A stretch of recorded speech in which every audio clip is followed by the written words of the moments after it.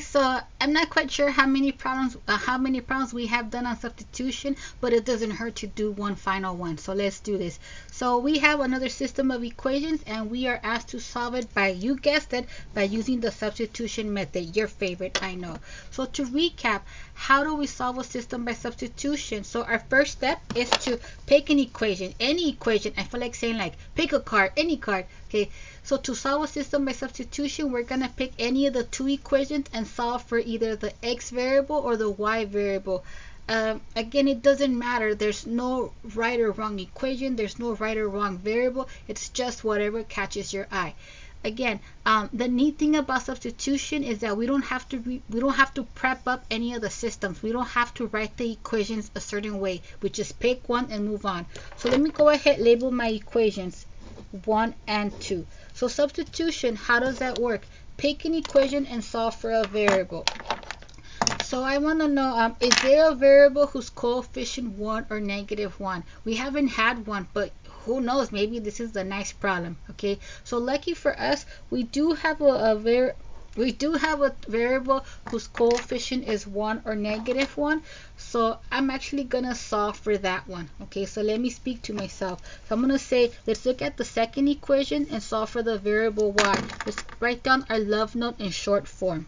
Okay, so look at 2 and solve for y. Okay, do you need to write this love note for quiz or test? Absolutely not. But if you, at the very least for homework, if you get into the habit of speaking to yourself, it will make your studying a little bit more smoother.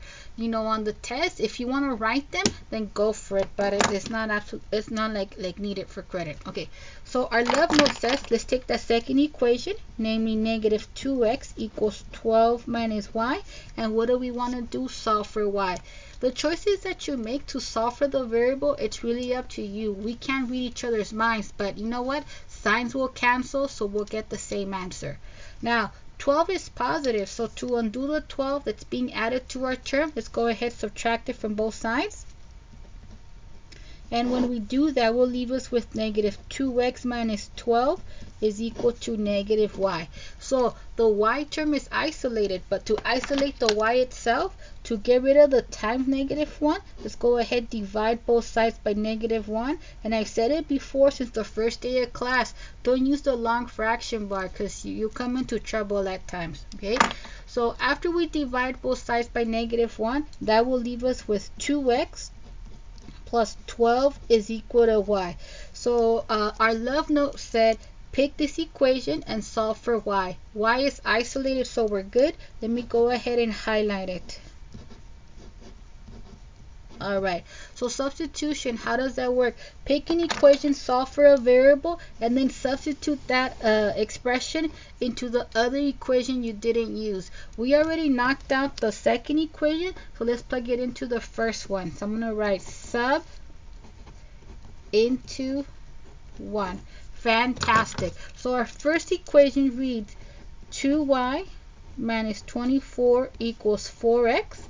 And what are we going to do? We are going to substitute this expression of 2x plus 12 for the variable y. Okay, so excuse me, so let's go ahead and do it. So that will leave us with 2 times y, and the expression for y was 2x plus 12. Let's bring down the rest of the problem. Minus 24 equals 4x. Again, don't forget to pause and rewind as many times as you'd like. Okay, so let's keep our cool and then do what we gotta do to solve for x. When we distribute the 2, that will leave us with 4x plus 24. Bring down the rest of the problem. Let's go ahead, continue to simplify, in this case the left side. So we have one variable term and then the constant terms. 24 minus 24, I'm having a moment, the sum is 0. Or we say that cancels out. Okay, so now we have x's on both sides. We need to fix it so we have them on the same side. So they're the same, so pick one and do what you gotta do. So in this case, let's go ahead, subtract 4x from both sides. Which one did I move? I moved the one that you moved. Okay, so when we subtract 4x from both sides, the variable terms cancel on the left, The variable terms cancel out on the right. Now, when the sum is 0, we typically don't write the 0. But in this case, we cannot write blank equals blank. There's no ghost here, so we need to put the zeros. Now, am I having a moment because the variables cancel out? Of course I am, but you know what? Sometimes things happen. So, when we are solving a system of equations, if the variables cancel out, then I need you to stop right here, okay? If the variables cancel out, I need you to ask yourself, do we have a true or false statement? So I'm like, does 0 equals 0? And then, yeah, 0 does equal 0, okay? So the moral of the story is this: when we solve a system of equations, if the variables cancel out and we end up with a true statement, then that means that the system has an infinite number of solutions. So let me just speak to myself. This means that the system has an infinite number of solutions. Okay, now I'm not boxing this, I'm just underlining it because I'm cool like that, okay? But now the directions were use the substitution method to solve the system of equations. Okay, I'll make it short. The directions read solve. Okay, solve the system. So sometimes systems have solutions, sometimes systems have a boatload of solutions, sometimes system may just have one solution or no solution at all. Okay, now if a system has an infinite number of solutions, okay, that's nice. I'm glad that you recognize it.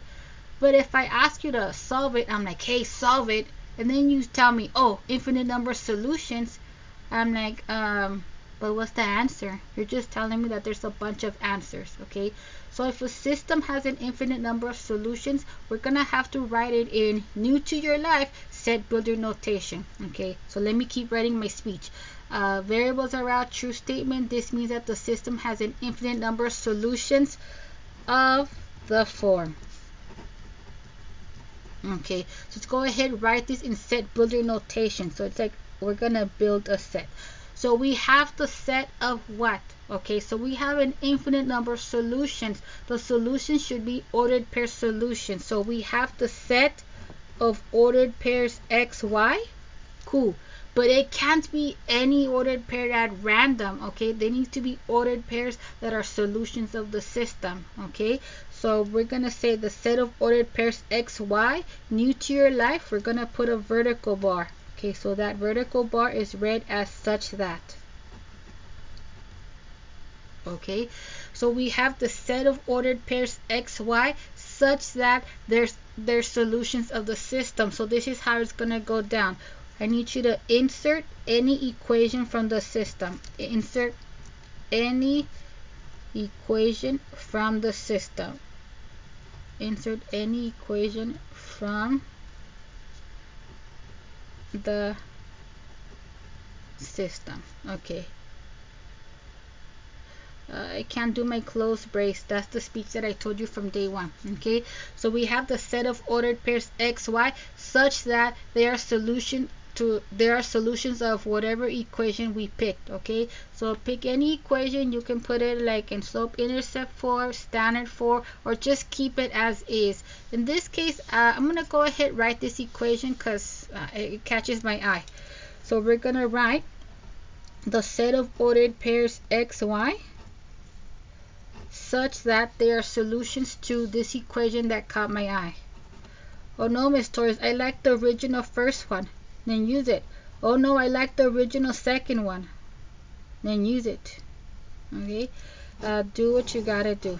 Okay, when do we have to write our answer in set builder notation when it comes to solving systems of equations? We have to do that when we realize that the system has an infinite number of solutions. And that's it. Okay, so again, my new motto is to be less wordy. Here is me being less wordy. Thanks.